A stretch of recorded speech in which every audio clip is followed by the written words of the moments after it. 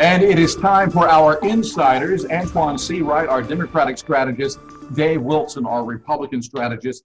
Guys, let's start off with absentee voting in November. There is a push by the South Carolina Democratic Party to allow widespread absentee voting using the state of emergency as the reasoning why people should vote absentee come November. Antoine, what's your take on that? I absolutely think it's the right call. Unfortunately, it should be the South Carolina Democratic Party and the South Carolina Republican Party. We've been voting absentee for a very long time in this state. We are still living in the worst pandemic since 1918 or 1932. Black and brown people disproportionately are still being impacted by this virus. We were able to come together as Democrats and Republicans just in the primary to do the same. I don't know why we have to go through these mental gymnastics or these political exercises to do this now for what will be the most consequential election of my lifetime.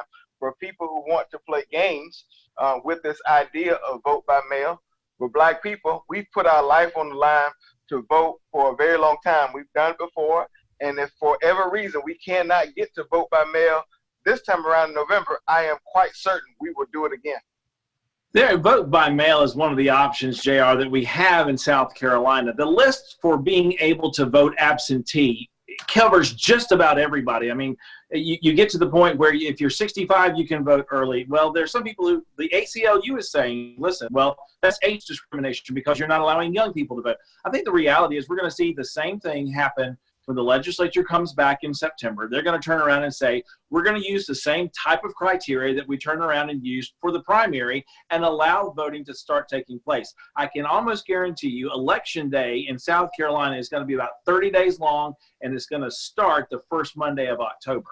Dave, the only problem with your scenario is we've heard from the Election Commission and workers who work the actual election saying waiting till September to implement this could be problematic. Keep in mind how the process works. You have to request a ballot, they mail you your ballot, and then mail it back. A large portion of this will be education about the fact that this is even an option. So but it's the same, Antoine, it's the same option that we've been having since I voted the first time in 1990. But in 1990, we were not living in the worst pandemic since 1932. So there's a big difference. And people, as much as you and I pay attention, and as much as my mother and father and your wife and your family pay attention, not everyone has their hand on the switch the way we do. So you would be surprised the number of people who did not know voting by mail was an option in the primary. So you can't assume that people will know these things.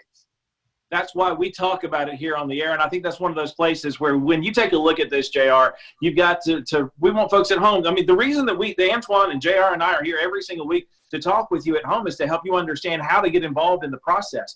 And so part of that is you do have an ability to vote by mail-in ballot. You can request a ballot. You can go to your county voter registration once that opens up 30 days prior. So there are plenty of options that we're going to be out there. The same options that we've been talking about for the last few elections going back for decades, actually. And we're not going to be supporting sending a ballot to every single registered voter. Nobody's asking for that, Dave. That's just not going to be the case. But nobody's asking for that. The only thing we're saying is let's make it a reality now, and let's waive the criteria. It is a reality now.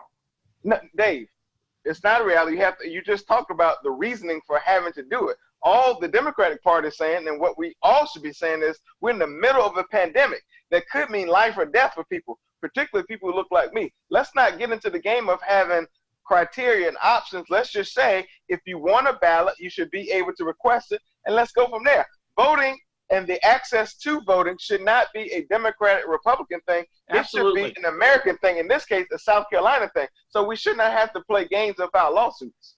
And the reality of this, JR, is the fact that we're talking about this issue. It needs to be finalized by the state legislature, and so they can give that directive. I'll go ahead and move that on over. All right, I want to move on to the new Quinnipiac poll that came out today in the race for U.S. Senate here in South Carolina. 44% to 44%, Lindsey Graham and Jamie Harris. And Dave, do you believe those numbers tonight? Is Lindsey Graham? I actually pulled the Quinnipiac poll and looked at the breakdown. And Antoine and I have always said this. Yeah, the only poll that actually matters is the one on election day. But if you start taking a look at the breakdown, and I've got the numbers right here, there were 31% were Republican voters, 25% Democrat, 34% independents. That were the numbers that Quinnipiac said, that's how we sampled. Well, I can almost guarantee you right now, we don't have 34% of independents in South Carolina. That's never played itself out in taking a look at sampling numbers that you would be able to use for a poll. But I also disagree with the fact that it's 25% Democrats, because I actually think you've got more Democrats than you have independents in South Carolina. Dave, let me say a couple of things. Donald Trump has created a surge in what you and I would identify as independent voters. We've seen that all over the country. We saw that play out. That's why I told you Joe Cunningham was being the congressperson. He was, because independents voted for him. Doug Jones is the senator from Alabama because independents showed up to vote for him. What that poll was, a demonstration of what we described, Dave, as oversampling of a certain constituency, i.e. Republicans.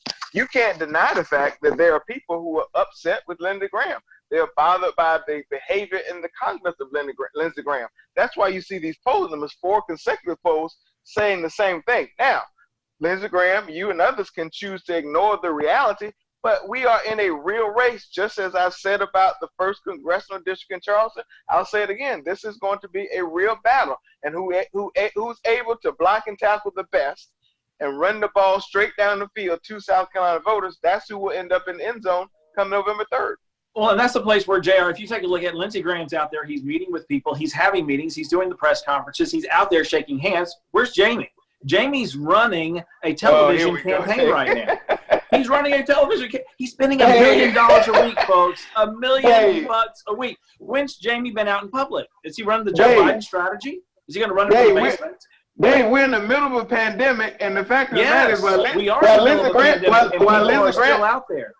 Dave, while Lindsey Graham is out playing golf, Jamie is preserving his health and doing the right thing, following the orders of doctors and scientists. You know, following science, something you all do not do very well, i.e. the Republican president and Lindsey Graham, who's at a fundraising event, no mask, not social distancing in D.C. at Trump Tower, at Trump Hotel. So if that's what you want in your senator, then fine. I appreciate Jamie taking this virus serious, because we've had thousands of people in South Carolina connect with the virus. We've had a number of deaths, and we have to take this serious. And we need leaders who will demonstrate the seriousness of this virus. Well, but the thing about it is, Jamie Harrison's turning around and he's giving 30-second sound bites on $1 million a week ad buys across South Carolina. That's how he's campaigning right now. He's not talking to the average voter.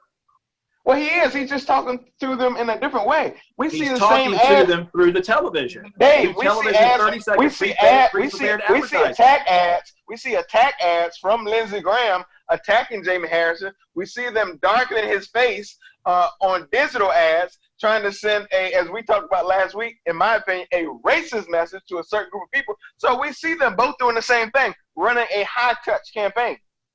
All right, guys, we're going to leave it at that. Again, the latest Quinnipiac poll showing 44% to 44%, still about 90 days away from Election Day, and the voters will have their choice that day. Antoine and Dave, thank you so very much. And stay tuned. We'll be back with more in just a moment.